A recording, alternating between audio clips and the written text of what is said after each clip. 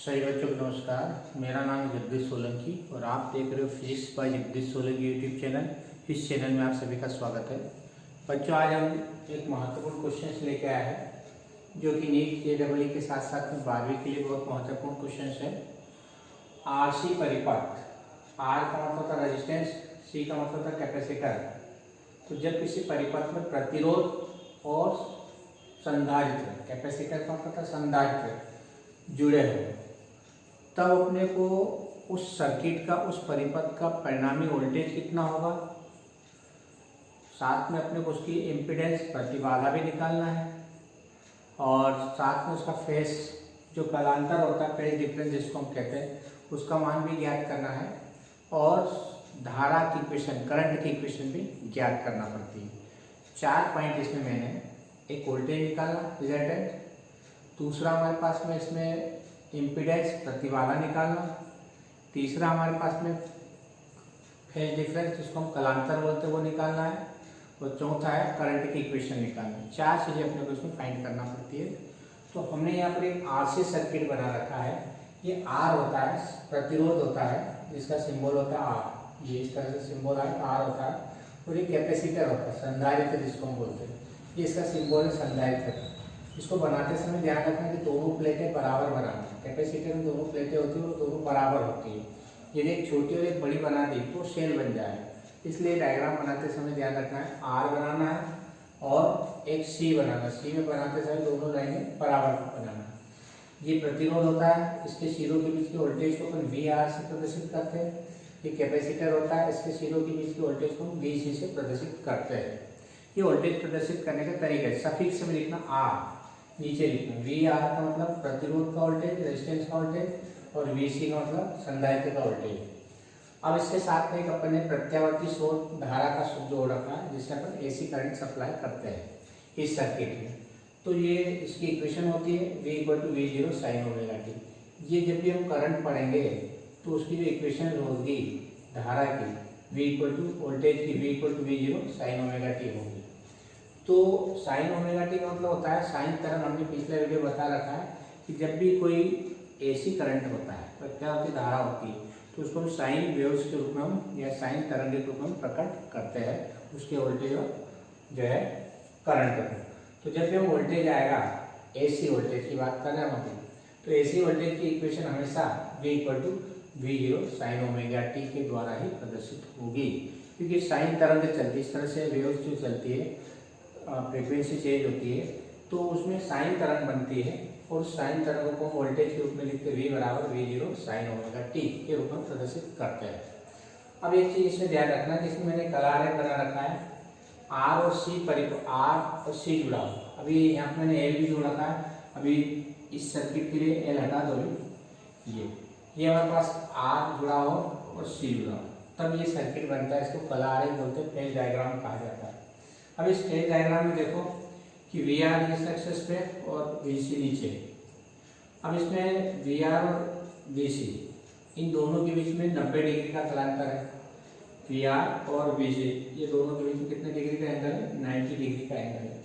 तो पहले अपन we are का मान निकालेंगे और फिर वी सी का मान निकालेंगे। दोनों का मान निकालने के बाद हम जो है 90 डिग्री का फेज डिफरेंस बता के क्या कर सकते हैं, उसका रिजल्टेंट निकाल सकते हैं। तो हम मान लेंगे कि ओम्स लॉ से, ओम का जो नियम हमने पढ़ा है उसके नियम से V = क्या होता है? IR। तो इस प्रतिरोध के सिरों के बीच का वोल्टेज कितना हो जाएगा? VR = IR। यदि इस सर्किट में, इस प्रतिरोध में कितनी धारा प्रवाहित हो रही है? I धारा प्रवाहित है। किसी भी समय t पर, यदि t टाइम पे मान लो करंट इसमें I प्रवाहित हो रहा है, किसमें? रेजिस्टेंस में, तो उसके सिरों के बीच का वोल्टेज का फार्मूला क्या हो जाएगा? ओम के नियम से, ओम्स लॉ में पढ़ा था, V = IR होता है। लेकिन ये रेजिस्टेंस दिया, इसलिए इसको अपन VR से प्रदर्शित करेंगे। जब भी रेजिस्टेंस का वोल्टेज आए तो V लिखना, नीचे सफिक्स में नीचे R लिखना। इसका मतलब है कि ये प्रतिरोध का वोल्टेज है IR, ये ओम का नियम होता है। अब यहाँ का वोल्टेज कैसे निकालेंगे? VC, तो ओम के नियम से निकलेगा। लेकिन जब किसी परिपथ में C जुड़ा हो, C मतलब संधारित्र, कैपेसिटर जुड़ा हो, तो उसके प्रतिरोध को हम प्रतिघात कहते हैं। पिछला वीडियो मैंने बना रखा है इसमें कि प्रतिघात, प्रतिरोध और प्रतिबाधा में क्या अंतर होता है, वो वीडियो को अच्छी तरह से भी देखोगे समझोगे तो ये क्वेश्चन आसानी से समझ में आ जाएगा। तो जब भी किसी परिपथ में सर्किट में सी जुड़ा हो, क्या जुड़ा हो, सी मतलब संधारित्र कैपेसिटर जुड़ा हो, तो उसको प्रतिरोध नहीं बोलते, उसको प्रतिघात बोलते हैं, रिएक्टेंस बोलते हैं उसको। तो जब भी हमारे पास संधारित्र का वोल्टेज आएगा तो आर के स्थान पर उसको प्रतिघात लिखेंगे, रिएक्टेंस लिखेंगे, जिसको हम एक्स सी से प्रदर्शित करते हैं।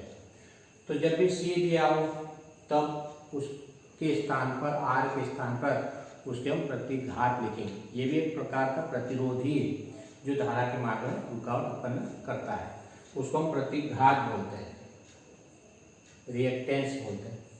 तो जब भी सी जुड़ा हो क्या लिखेंगे, आर के स्थान पर एक्स सी लिखना, एक्स से हो जाएगा। अब देखो वी आर और आई, इस डायग्राम को देखो, वी आर और आई ये दोनों एक ही अक्ष पे आ रहे हैं। ये जब हम सिंगल सिंगल पढ़ते हैं आर सी एल, 3 सर्किट होते हैं अलग अलग सिंगल सिंगल, उसमें कलर अलग अलग ये बताया जाता है कौन आगे होगा कौन पीछे होगा, उसके आधार पर फेज डायग्राम बनाया जाता है। तो अभी हमको समझना है कि जब वी आर और आई दोनों क्या है, एक ही अक्ष पे, एक ही लाइन पे, इसका मतलब सेम फेज में, मतलब समान कला में, इनके बीच कोई कलांतर नहीं है, कौन आगे पीछे नहीं है, एक ही लाइन पर स्थित है, इसको बोलते हैं कलांतर, फेज डिफरेंस। तो वी आर और आई के बीच में क्या है, कोई कलांतर नहीं है, इसका मतलब दोनों समान कला में है, इनके बीच कोण समान है, इसलिए कहलाती समान कला। कला जब भी आए कई डिफरेंस आते एंगल से देखते हैं, आए कला कोण, यानी वी आर और आई के बीच में कितने डिग्री का कोण है, 0 डिग्री का, मतलब दोनों एक ही अक्ष पे है, इसलिए इनके बीच कोई कला नहीं होगी, ये समान कला में होंगे, आगे पीछे नहीं होंगे। दूसरी चीज अपन ने लिख रखा है इसमें कि आई और वी सी, देखो आई और वी सी की बात करते हैं अपन, आई कहाँ यहाँ पे और वी सी कहाँ यहाँ पे, आई और वी सी इन दोनों बीच में कितने डिग्री का कलांतर है, 90 डिग्री का। ये आई अक्ष वाली है और ये वी सी अक्ष है, ये कौन सी अक्ष है, आई की, ये वी आर की। तो आई और वी सी इनके बीच में 90 डिग्री का कलांतर है, 90 डिग्री का कोण, या 90 डिग्री को हम π/2 भी लिख सकते हैं। 90 का मतलब 80 का, पाई का मतलब तो 180/2 यानी π/2, 90 डिग्री का कलांतर होता है। किसके बीच में, वी आर और वी सी, या कह सकते हैं आई और वी सी के बीच में 90 डिग्री का कलांतर है। अब जब आई और वी सी के बीच में 90 डिग्री का कलांतर होगा तो वी आर और वी सी के बीच में भी कितने डिग्री का कलांतर होगा, 90 डिग्री का। अब इसमें ये वी आर आगे होगा, करंट आगे है और वोल्टेज पीछे, ये पहले आ रहा है मतलब अग्रगामी, आगे लीड कर रहे, करंट लीड कर रहे, करंट आगे आएगी और वोल्टेज क्या होगा, पीछे होगा। तो इस डायग्राम को अपने को अच्छी तरह से समझना है कि कौन आगे कौन पीछे है। इस डायग्राम से क्या डिस्कस निकल रहा है कि यदि मान लो वी आर और आई की बात करते हैं, वी आर और आई, तो ये तो सेम फेज में होंगे, समान कला में होंगे, क्योंकि एक ही अक्ष पे आ रहे हैं। यदि हम आई और वी सी की बात करते हैं, आई और वी सी की, तो इनके बीच में 90 डिग्री का एंगल होगा। वी आर और वी सी की बात करते हैं तो इनके बीच में भी 90 डिग्री का एंगल होगा। इसको अच्छी तरह समझ लेना। अब आगे कौन होगा, करंट आगे आ रहे और वोल्टेज पीछे आ रहा है, ये तो सेम फेज में होते हैं। यदि आई और वी सी की बात करते हैं तो आई आगे आएगी और वी सी पीछे आएगा। पहले आ रहे मतलब अग्रगामी आगे, वोल्टेज पीछे होगा, ध्यान रखना। तो इस तरह से हम इस डायग्राम से पता लगाएंगे कौन आगे पीछे होगा, कितने डिग्री का या कितने कोण से कौन आगे हो गया कौन पीछे हो गया। अब अपन इसका रिजल्टेंट लेना चाहे मान लो, तो हमने लिखा वी आर और आई समान कला में, वी आर और आई समान कला में एक ही लाइन पे आ रहे, वी सी आई जो है वी सी से 90 डिग्री अग्रगामी, आई जो है वो वी सी से आगे पहले आ रही है और ये बाद में आ रहा, तो करंट जो है वी सी से 90 डिग्री अग्रगामी आया। तो वी सी और वी आर के बीच में कितने डिग्री का एंगल हो जाएगा, कलांतर हो जाएगा, वी आर और वी सी के बीच में कितने डिग्री का एंगल हो जाएगा, π/2 यानी 90 डिग्री। π/2 मतलब 90 डिग्री होता है होगा। यदि इनका अपन रिजल्टेंट ले, मान लो दोनों का रिजल्टेंट ले, तो 90 डिग्री का एंगल होगा, क्या होगा, पाइथागोरस थ्योरम से लगा सकते हैं अपन, या फिर हमारे पास में एक इनका रिजल्टेंट निकालने का फार्मूला हमने पढ़ा है। जब सदिश दो सदिश होते हैं r = under root a1 square plus a2 square plus 2a1 a2 cos pi. एक सदिश निकालने का फार्मूला होता है, परिणाम निकालने का। इसमें क्या करते हैं, a1 का मान VR, a2 का मान VC, 2a1 cos पाई, पाई का मान 90 डिग्री रख देगा। ये 90 डिग्री रखेंगे तो ये क्या हो जाएगा, 0 हो जाएगा। cos 90 डिग्री का मान 0 हो जाता है। ये रिजल्टेंट निकालने का एक फार्मूला होता है। दो सदिश यदि हमारे पास हो और उसका परिणाम निकालना हो तो a1 square plus a2 square plus 2a1 a2 cos पाई, ये एक सदिश निकालने का फार्मूला। यहाँ पाई का मान कितना रखेंगे, 90 डिग्री। क्यों, क्योंकि VR और VC के बीच में कितने डिग्री कलांतर है, 90 डिग्री का कलांतर है। इसलिए यहाँ पर हम क्या करते हैं, 90 डिग्री रखते हैं, 0 हो जाएगा। ये 0 हुआ तो क्या बचेगा, R = a1 square plus a2 square. a1 का मतलब VR और a2 का मतलब VC। परिणामी किसका निकाला, VR और VC का। यानी ये a1 मानेंगे, इसको हम a2 मानेंगे और इसको अपन R को V मान लेंगे। तो क्या लिखेंगे, V का स्क्वायर बराबर VR का स्क्वायर प्लस VC का स्क्वायर। यदि स्क्वायर दोनों तरफ लगा दें तो स्क्वायर से स्क्वायर कैंसिल हो जाएगा। तो V स्क्वायर = VR की जगह मान रख देंगे आया, VR की जगह मान रख दो और VC की जगह मान रख दो IXC। ये VR और ये VC, इन दोनों को मान यहाँ रखेंगे। तो 90 डिग्री का एंगल होने के कारण से पाइथागोरस थ्योरम लगा सकते हैं अपन डायरेक्ट। तो इनका दोनों का रिजल्ट निकल गया, VR और VC के मान निकालिए। I को दोनों में से कॉमन निकाल लेंगे, स्क्वायर कर दो दोनों का और I स्क्वायर को कॉमन निकाल लो तो I स्क्वायर बाहर आ जाएगा। इसको अपान में ले आएंगे, I स्क्वायर को अपान में ले आएंगे। अंडर रूट हटा देंगे, स्क्वायर हटा देंगे, V अपान I इधर अंडर रूट लग जाएगा। जब भी स्क्वायर हटा दें तो अंडर रूट लग जाएगा। अब इस इक्वेशन को देखो, V अपान I, ओम का नियम में पढ़ रखा है, V = I आ रखा है, V = I। यहाँ क्या है, V अपान I, ये किसके इक्वल हो जाएगा, R के इक्वल हो जाएगा। V अपान I R के इक्वल होता है ओम के नियम से। लेकिन हमारे सर्किट में तो R के साथ में C भी जुड़ा हुआ। तो जब भी किसी परिपथ में, सर्किट में दो कंपोनेंट जुड़े हो, RC हो गया, RL हो गया, कुछ भी 2 या 3 जुड़े हो, तब उनको हम प्रतिरोध नहीं कहेंगे, उसको हम प्रतिबाधा बोलते हैं, इम्पीडेंस कहते हैं। इम्पीडेंस कब आएगी, जब किसी सर्किट में कितने कंपोनेंट जुड़े हो, 2। यहाँ कौन कौन से 2 कंपोनेंट है, R और C। 2 चीज़ें जुड़ी हो किसी भी सर्किट में, परिपथ में, तो हम उसको प्रतिरोध नहीं बोलेंगे, प्रतिबाधा बोलेंगे। क्योंकि एक से ज़्यादा प्रतिरोध रुकावटें आ रही है, R के कारण से भी होती है, C के कारण से होती है, इसलिए उसको हम प्रतिबाधा बोलेंगे। उसको हम Z से प्रदर्शित करेंगे। तो Z, इसको हम Z लिख देंगे। क्यों, क्योंकि ये 2 कंपोनेंट जुड़े, R भी जुड़ा और C भी जुड़ा हो, इसलिए इसको हम प्रतिबाधा बोलेंगे। प्रतिरोध न कहते हुए प्रतिबाधा कहेंगे। प्रतिरोध केवल एक होता है, रेजिस्टेंस, लेकिन C भी जुड़ा, इसलिए इसको प्रतिबाधा कहेंगे। पिछला वीडियो देखना, बहुत अच्छी तरह समझ आया है। प्रतिबाधा, प्रतिरोध और प्रतिघात तीनों में डिफरेंस बता रखा है, उसको देखना। R² प्लस X² और XC का मान 1/ωc होता है, याद रखना। XC की वैल्यू होती है 1/ωc होती है, और ये वैल्यू यहाँ पुट कर देगा तो Z = आ जाएगा R² प्लस 1/ωc का होल स्क्वायर। तो इस तरह से हमारे पास ये प्रतिबाधा निकल आएगी, इम्पीडेंस निकल आएगी दोनों का। फिर हमारे पास में यदि कलांतर की बात करते दोनों के बीच में, यदि मान लो ये धारा है और ये परिणामी वोल्टेज V, ध्यान रखना है। अब अपन परिणामी वोल्टेज की बात करें, जो हमने V निकाला हो, इसकी जो V हमने निकाला है, इस V की बात करें हम, जो हमने V जो निकाला परिणामी वोल्टेज, उस V के बारे में बात करेंगे। यदि इसके और I धारा के बीच में कलांतर पाई मान, इनके बीच में 90 डिग्री का एंगल है। यदि VR या I और V, I क्या धारा और V क्या वोल्टेज, इनके बीच में यदि एंगल फाई है, कलांतर फाई है, तब क्या होगा, tan पाई का मान निकालना पड़ेगा। tan पाई = क्या होता है, लंब बटे आधार, परपेंडिकुलर अपॉन बेस। परपेंडिकुलर कौन सा वोल्टेज, ये वाला, ये परपेंडिकुलर हो जाएगा, और बेस कौन सा वोल्टेज हो जाएगा, ये।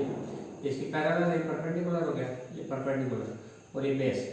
तो परपेंडिकुलर कौन सा वोल्टेज है, VC, और बेस कौन सा, VR। तो VC/VR, यहाँ हमारे पास में tan पाई का मान निकल आएगा VC/VR। किसके बीच का कलांतर निकालना है, I और V मतलब रिजल्टेंट का बीच का, जो हमने रिजल्टेंट निकाला है, ये V² = मान निकाला, ये वैल्यू हमने निकाली, इसके बीच का और करंट आई जो सर्किट में करंट प्रोवाइड हो रहा है उसके बीच कालांतर पाई होता है। tan फाई का मान निकालेंगे VC अपॉन VR। VC का मान क्या है हमारे पास, VC का मान ये हमने लिख रखा IXC। इस VC की जगह IXC पुट कर देना और VR की जगह VR का मान हमने ये लिख रखा IR, तो इसकी जगह IR पुट कर दो तो VC की जगह IXC और VR की जगह IR हो जाएगा। I से I कैंसिल हो जाएगा, XC अपन R बचेगा और XC का मान ये हमने लिख रखा 1/ωc। फिर से XC की जगह क्या लिख देंगे 1/ωc इंटू R। तो इस तरह से फाई का मान निकालना तो tan को उधर ले जाना पड़ेगा, इनवर्स के रूप में लिखना पड़ेगा 1/ωcR। तो इस प्रकार से हम कलांतर भी ज्ञात कर सकते हैं। फिर यदि धारा की समीकरण पूछते हैं, इक्वेशन, करंट की इक्वेशन। अब इसमें करंट देखो, करंट क्या है, करंट पहले आ रहा और वोल्टेज बाद में, पहले आए तो प्लस बाद में आए तो माइनस। तो करंट की इक्वेशन लिखना, वोल्टेज की लिखी हुई V = V0 sin ωt। अब इससे ये वोल्टेज की इक्वेशन है, इससे धारा कितने कोण है आगे प्लस फाई से। इस चित्र में देखो वोल्टेज ये परिणामी, ये वोल्टेज की इक्वेशन है V = V0 sin ωt। इससे करंट कितने एंगल से अपने आगे माना हुआ, फाई एंगल से। तो करंट की इक्वेशन क्या लिखेंगे, I = I0 sin ωt plus phi. Plus क्यों लिखा, क्योंकि धारा आगे आ रही है, अग्रगामी, लीड कर रही है, ध्यान रखना, लीड मतलब आगे हो रही है, इसलिए धारा की इक्वेशन में क्या करेंगे प्लस फाई कर देंगे। तो जब भी धारा की इक्वेशन लिखना हो, करंट की equation I = I0 sin ωt plus phi. Plus phi क्यों आया, कि धारा वोल्टेज से आगे है, परिणामी जो वोल्टेज हमने निकाला है, परिणाम वोल्टेज में sin ωt ही आता है इसलिए, लेकिन धारा पहले आ रही है, उसके भी पहले आ रही है, मतलब उसके अग्रगामी। तो ये डायग्राम समझना बहुत जरूरी है। पहले वाला आ रहा, ये सबसे पहले ये आ रहा, ये एक्सेस आ रहा, उसके सबसे आगे, उसके बाद ये, उसके बाद ये आ रहा, ध्यान रखना। तो धारा सबसे आगे होगी, इसकी और इसकी बात करते हैं कितने एंगल से, पाई एंगल से। इसकी और इसकी बात करते हैं कितने एंगल से, 90 डिग्री के एंगल से, ध्यान रखना। VR और VC की बात करते हैं तो कितने डिग्री के एंगल, 90 डिग्री। I और V की बात करते हैं तो कितने डिग्री के एंगल, 5। I और VC की बात करते हैं कितने डिग्री के एंगल, 90 डिग्री। तो इस तरह से फेज डायग्राम को अपने को समझना है। आगे कौन होगी, करंट आगे होगी, ये वोल्टेज इस करंट से पीछे होगा, ये वोल्टेज आगे होगा, ये वोल्टेज पीछे होगा, सबसे पीछे ये वोल्टेज होगा, ध्यान रखना, VC वोल्टेज कम होगा, ये VC का मान कम होगा। तो इस तरह से हम ये मान इक्वेशन निकाल सकते हैं। अब I = I0 sin ωt। I0 क्या होता है, ये धारा का अधिकतम मान, पीक वैल्यू, शिखर मान कहलाता है। और V, इसका मान कैसे निकालेंगे अपन, V = IZ होगा, IR की जगह Z ले लेना, I = V/Z। I का मान कैसे निकालते हैं, V/Z, V/R होता है, लेकिन यहाँ दो अवयव जोड़ी, इसलिए R के स्थान पर Z लेंगे, ध्यान रखें। और Z की वैल्यू क्या होती है, Z की वैल्यू हमने निकाल रखी है, ये Z की वैल्यू होती है, यहाँ Z की वैल्यू पुट कर देंगे। और I0 = क्या लिखेंगे, V0/Z। I = V/Z होता है, लेकिन I0 आया तो V0/Z। V0 क्या है, वोल्टेज का अधिकतम मान। जब नॉट लगा हो या 0 लगा हो तो उसका क्या कहलाता है, अधिकतम मान कहलाता है। और I और V लिखा मतलब ये क्षणिक मान है, किसी भी क्षण पर मान चेंज हो रहा वो मान है। तो I0 = V0/Z और V0/Z, Z की वैल्यू हमने लिख रखी, Z के लिए पुट कर देंगे। तो इस तरह से इस सर्किट को हम आसानी से हल कर सकते हैं। अब यदि इसका फेज डायग्राम, फेजर डायग्राम यदि देखें अपन सबको मिला के, तो ये हमारे पास फेजर डायग्राम बनता है इसका, इसको मिला सकते हैं इस तरह से। ये हमारे पास एक एक्स मान ली, वाई एक्स मान ली, V और I के बीच में कितने डिग्री का एंगल है, देखो V और I के बीच में 5 डिग्री का एंगल है। इस एक के साथ V जो है ωt बना रहा एंगल, तो पूरा एंगल कितना हो जाएगा, यहाँ से यहाँ तक ωt + 5 हो जाएगा x अक्ष के साथ। ये VC क्या है, VR और VC, ये 90 डिग्री का एंगल है हमारे पास, ध्यान रखना। VC, VR और VC के बीच में π/2 लिखा मतलब 90 डिग्री का। V और x अक्ष के साथ ωt है, और VR और V के बीच में 5 डिग्री का एंगल है, जो हमने माना VR और V के बीच में 5 डिग्री का एंगल है। तो तो इसको अपन फेजर डायग्राम के द्वारा हम प्रदर्शित कर सकते हैं। तो क्या क्या निकालना अपने को, परिणामी वोल्टेज निकालना। वोल्टेज का फार्मूला ओम के नियम से V इक्वल टू आया, V इक्वल टू आया, V इक्वल टू आया। रेजिस्टेंस लिया तो R लिखना, कैपेसिटर लिया तो C लिखना। R की जगह XC लिखेंगे। जब भी कैपेसिटर जुड़ा हो तो प्रतिरोध नहीं लिखना, प्रतिघात लिखना, रिएक्टेंस लिखना, XC लिखना। इन दोनों की वैल्यू VR और VC के बीच 90 डिग्री का कलांतर है। 90 डिग्री का कलांतर होगा तो पाइथागोरस थ्योरम से ये रिजल्टेंट का फार्मूला, इस रिजल्टेंट के फार्मूले से हम निकालेंगे। रिजल्टेंट का फार्मूला क्या रहेगा, R square equal to A1 square plus A2 का स्क्वायर, यानी VR का स्क्वायर प्लस VC का स्क्वायर। ये रिजल्टेंट निकल आएगा। इसका मान रख देंगे, इसका मान रख देंगे, ऊपर लिखे दोनों मान। इसको कॉमन ले लेंगे, इधर ले आएंगे, ऊपर में ले आएंगे और अंडर रूट लगा देंगे, हटा देंगे, स्क्वायर हटा देंगे, अंडर रूट लग जाएगा। अब V बटे I प्रतिरोध होता है, लेकिन यह प्रतिरोध नहीं बोलेंगे क्योंकि दो अवयव जुड़े। जब दो अवयव जुड़े तो उसको प्रतिबाधा बोलते हैं, इम्पीडेंस कहते हैं। इसको अपन Z से प्रदर्शित करेंगे, Z, ये Z हो जाएगी R स्क्वायर प्लस XC, और XC का मान 1/ωc होता है। इसको याद रखना क्योंकि जब सिंगल सर्किट हम पढ़ते हैं तो वहाँ XC की वैल्यू हम निकालते हैं। XC इक्वल टू 1/ωc रख देना, ये 1/ωc हो जाएगा। और उस तरह से Z की वैल्यू हमारे पास फाइंड हो जाएगी।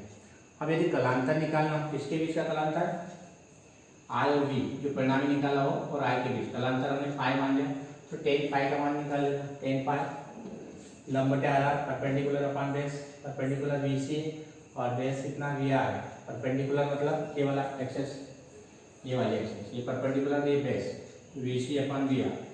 VC और VR के मान दोनों रख देंगे, वहाँ पुट कर देंगे, तो XC I से कैंसल, XC अपॉन R बचेगा, XC की वैल्यू 1/ωc लिख देंगे और इस तरह से I की वैल्यू हमारे पास ज्ञात हो जाएगी। करंट की इक्वेशन लिखना, I equal to I0 sin ωt, I0 plus I क्यों लिखा, क्योंकि करंट आगे होता है और वोल्टेज पीछे होता है, ध्यान रखना। जब C सर्किट जुड़ा हो तो करंट आगे और वोल्टेज पीछे होगा। तो करंट आगे मतलब फाई लिखना, प्लस फाई, और फाई की वैल्यू कितनी होती है ये हमने लिख रखी, फाई की वैल्यू, और I इक्वल टू V/Z होगा, और Z की वैल्यू हमने लिख रखी है, Z की वैल्यू और I0 V0 upon Z। I0 धारा का अधिकतम मान, V0 वोल्टेज का अधिकतम मान, मैक्सिमम वैल्यू या पीक वैल्यू कहलाती है, और Z उसकी क्या कहलाती है, इम्पीडेंस या प्रतिबाधा कहलाती है। तो इस तरह से हमारे पास इसमें चारों चीज़ें हमने निकाली।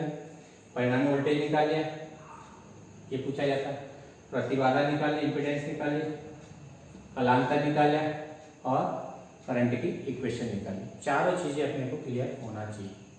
यदि वीडियो आपको अच्छा लगता है तो आप इस चैनल को सब्सक्राइब करें, अपने दोस्तों के साथ वीडियो को शेयर करें और बेल आइकन के बटन को प्रेस करें ताकि आने वाली वीडियो की नोटिफिकेशन आप तक पहुंच जाए। धन्यवाद। जय हिंद, जय भारत, वंदे मातरम।